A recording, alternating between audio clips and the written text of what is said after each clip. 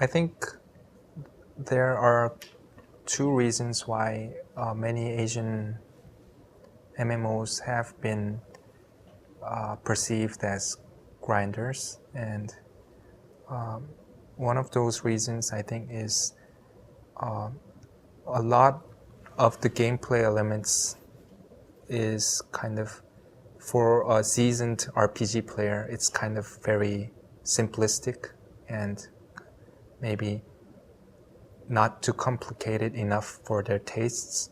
But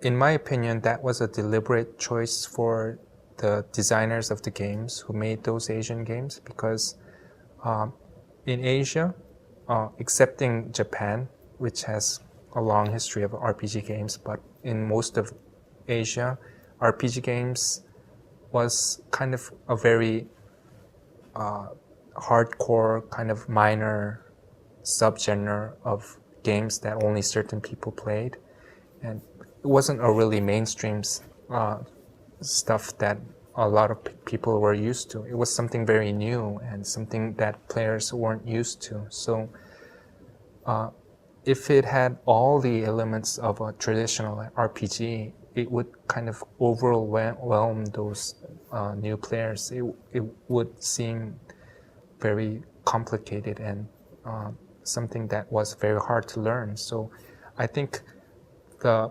designers of those early Asian MMOs kind of toned it down so it can be something that can be easily learned by the average, gamer who haven't played any RPGs before.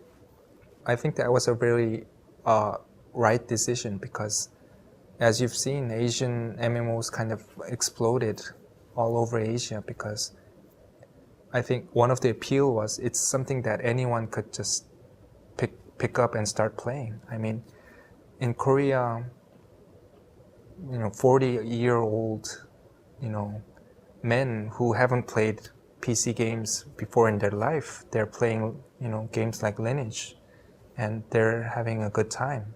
Making the games kind of very easy to play and not too complicated was kind of very appropriate at that time.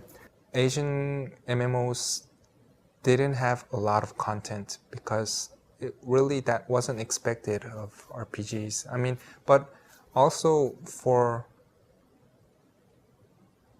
Westerners also, I think the amount of content, the expectation for the amount of content that an MMORPG should have kind of gradually rised over the years.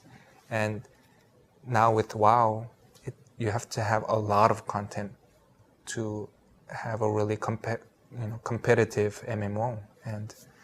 And so also in Asia, because of WoW, the player's expectation for content within an MMORPG, and by content I mean that stuff to do while you're leveling up, besides just killing mobs, I just see it as content, and it takes a lot of time to develop and a lot of development power.